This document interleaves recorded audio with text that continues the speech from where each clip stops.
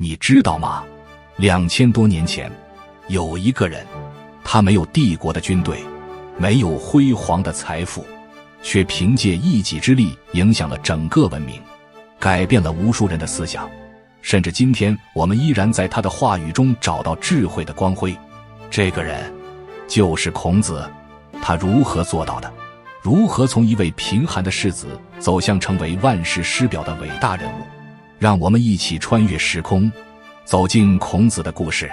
孔子，那个被誉为万世师表的人物，出生在公元前551年的鲁国，今天的山东曲阜。他的出生并不具备什么显赫的背景，甚至可以说是贫困的象征。父亲在孔子还很小的时候就去世了，家中陷入了困境。那时的孔子并没有享受到什么优渥的生活条件，反而是经历了常人难以忍受的艰辛。家里贫困，母亲独自抚养孔子，而他从小就要面对生活的重压。这种困境并没有让他屈服，反而成了他一生性格的奠基石。困境中的孩子常常比别人更懂得坚持，懂得忍耐。孔子正是通过这些艰难岁月锤炼出了坚韧不拔的精神。孔子早年的学习经历充满了挑战，即使是贫穷的家庭背景，也没有能阻挡他对知识的渴望。年少时的孔子就如同一个贪吃书籍的小孩，喜欢阅读各种书籍，尤其是周朝的经典《诗经》和《尚书》。这些书籍为他日后思想的积淀打下了坚实的基础。他在这些古籍中找到了道理，也在书本间悟出了很多人生的哲理。可以想象，小小的孔子穿梭在古老的经文中，心中或许已经有了一个宏伟的理想，那就是通过自己的努力改变自己，改变这个世界。但孔子的求学之路并非一帆风顺，他的学习经历中有着不少曲折和坎坷。虽然他曾经拜过几位老师，但往往大部分时间，他的学习是靠自己摸索的。孔子有一句名言：“三人行，必有我师焉。”这句话表达了他对学习的态度。从每个人身上都能学到东西，无论是老师还是同学，孔子都善于汲取周围的一切智慧。实际上，他的思维并不完全依赖于传统的老师，而是通过对生活的观察和思考，从身边的每个人、每件事中获取灵感。年轻的孔子并没有停留在学校的课堂里，他很早就开始了实践。年少时，他进入鲁国的政府工作，担任了一些小职务，比如负责管理仓库、看管牲畜。许多人可能会觉得这些职位微不足道，甚至有点无趣，但正是这些低级职位给了孔子宝贵的经验。在处理粮仓和牲畜时，孔子学会了如何管理，如何分配资源，如何照顾他人。这些都为他未来的治国理政积累了许多实用的技巧。孔子知道，治国不仅仅是高高在上的权力游戏，细节和基础的管理同样至关重要。不过，孔子并不满足于只做一个小职员，他有着更宏大的抱负。于是，他向鲁国的统治者提出了自己的改革建议。孔子倡导的治国之道是德治。他认为，只有道德的力量才能让国家安定。领导者应当以德行来治理国家，而不是仅仅依靠暴力和权谋。可是，现实往往不如人意。孔子的改革尝试并未获得成功，甚至未能得到鲁国君主的采纳。这个挫折并没有让孔子气馁，他深知非我所能控，于是他选择离开鲁国，开始了他更为传奇的旅程，周游列国，传播自己的思想和理念。孔子的这一段早年生活与困境，实际上为他日后的伟大奠定了基础。尽管从小家境贫寒，孔子依旧通过自己的努力与智慧，不仅为自己争取了出人头地的机会，更为后世留下了宝贵的文化遗产。若没有那段贫困的岁月，或许我们今天看到的孔子，也许并不会如此坚毅，如此睿智。孔子的成长故事告诉我们一个简单却深刻的道理：困境中的坚持，往往是通往成功的必经之路。孔子周游列国的旅程，几乎成了他一生的缩影。他背上行囊，带着对理想的执着，踏上了漫长的求学与传播之路。他并不是去享乐，而是希望能够找到一个能够理解并采纳自己思想的君主。孔子的足迹跨越了多个诸侯国，包括魏国、齐国、宋国等。每到一地，他都会尽力将自己的政治理念以德治为核心，推向国君和百姓。然而，尽管他心中满怀理想，实际的结果却并不如他所愿。每个国家的君主，或忙于政务，或被权谋所束缚，大多未能采纳孔子的改革主张。这段时间，孔子并没有感到沮丧，反而认为这些旅行虽然未能达成最终目标，但却让他的思想得到了广泛传播。每一次与人谈论国家治理、道德伦理，孔子都深信他的理念在不断的交汇中潜移默化地影响着他人。即使他未能成为某个国家的宰相，至少他已经成为了一个思想的传播者。他的思想像一颗颗种子，撒播在各个国家的土地上，等待着他们在未来发芽、成长。欢迎来到以墨说史，在这里，我们将深入探讨中国古代历史有名的人物，解锁古人一生的奥秘。喜欢我的视频，别忘了订阅，一起踏上这段启发心灵的时光旅行。孔子的思想并不是空洞的理论，而是着眼于如何让社会变得更好。他强调仁爱，这是一种关爱他人、宽容待人、为人民着想的心态。孔子提到仁者爱人，也就是说，真正的仁爱不仅仅是爱自己，更要懂得去关心和帮助别人。同时，他还主张礼义，强调社会的礼节和规范对于社会秩序的重要性。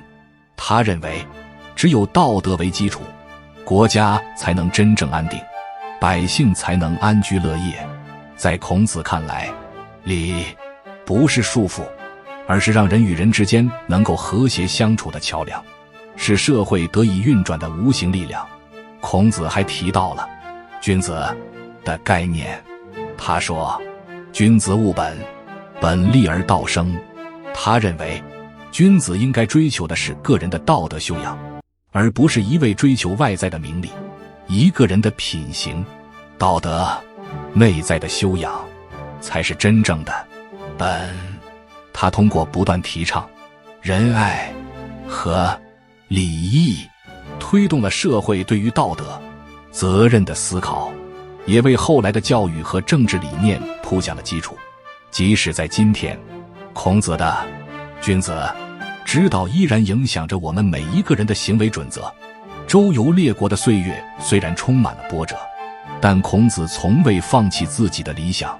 虽然他没有得到一个理想的君主支持，但他通过自己的智慧与耐心，坚定地传播着自己的思想。这些思想最终成为了中国文化的核心，也影响了整个东亚地区。孔子不仅仅是一个历史人物，他的思想和理念早已超越了时空的限制，成为了一个永恒的精神财富。然而，尽管孔子在旅行中未能如愿以偿，他并没有因此灰心丧气。晚年的孔子回到了鲁国，虽然他已经年迈，但他依然保持着对教育和思想的热忱。这一阶段，孔子专注于讲学，开始了他人生的新篇章。尽管他没有成为大国的宰相，但他依然拥有众多弟子。他将自己的智慧一代代传授下去。孔子说，学而时习之，不亦说乎。他深知教育和学习的意义不仅在于传授知识，更在于引导人们理解人生的真谛，启发人们追求内心的修养。正是在这个时期，孔子的思想逐渐得到了完善和深化。对于他来说，最大的成就并不是权力的高位，而是思想的传承。孔子的弟子遍布各地，许多人把孔子的教诲带到更远的地方，他的教育理念逐渐影响着社会的各个层面。而《论语》这本书也正是在这一时期开始被弟子们整理出来，成为了孔子思想的集大成之作。书中的内容包括了孔子与弟子们的对话，探讨了道德、礼节、治国理政等方面的深刻命题。《论语》并不像一般的经典那样条理清晰，它更像是孔子与弟子们的一次次深入对话，言辞简洁而富有哲理，至今仍然被无数人传颂。通过《论语》，我们可以看到孔子对于仁爱与礼义的执着。他坚信只有通过道德与礼节的修养，才能实现真正的社会和谐。在这本书中，孔子的思想不仅仅是治理国家的理论，更是对个人修养、家庭伦理、社会责任等多方面的指导。孔子的思想逐渐得到了社会的认同，特别是在汉朝以后，儒家思想成为了官方的主流思想。孔子被尊为至圣先师，他的思想不仅影响了中国的历史，也深深地影响了东亚其他国家，如韩国、日本等。即使到了现代，孔子依然是我们心中智慧与道德的象征。孔子不仅是一位伟大的思想家，更是一位真正的教育家。他对于教育的理解和实践，深深地影响了后世无数的学子。他提出了一个划时代的观点：有教无类。也就是说，无论出身贫富、贵贱，每个人都有接受教育的权利和能力。在那个等级分明、士农工商秩序森严的时代，这简直是一种革命性的主张。想象一下，孔子身边的学生不仅有贵族子弟，还有出身贫寒的普通人，甚至有的只是农夫的孩子。在其他学派仍然将学问视为权贵的特权时，孔子已经打开了教育的大门，欢迎所有愿意学习的人进入他的课堂。他并不在乎学生的家世，而更关注他们是否真心求学，是否具备成为君子的潜质。他曾经说过：敏而好学，不耻下问。这不仅是对学生的要求，更是他自己一生的写照。这种教育理念深刻影响了后来的教育体制。在孔子之前，教育往往是贵族的专属资源，而在孔子之后，知识逐渐成为了普通人可以追求的目标。汉代以后，科举制度的建立更是直接承袭了孔子的这一思想，让更多的人有机会通过读书和考试进入国家治理层面。这种学而优则仕的思想，使得中国的社会流动性增加，激励着无数寒门子弟通过读书改变自己的命运。不仅是教育，孔子的整个思想体系也在历史的进程中被不断放大。到了汉朝，儒家思想正式成为国家的正统学说，成为封建社会治理的核心理念。汉武帝罢黜百家，独尊儒术，使得孔子的学说登上了前所未有的高度。从那以后，儒家思想几乎成了历代王朝治理国家的基本理论。皇帝被认为是天子，需要以仁德治国；官员则要以孔子的君子之道、自律。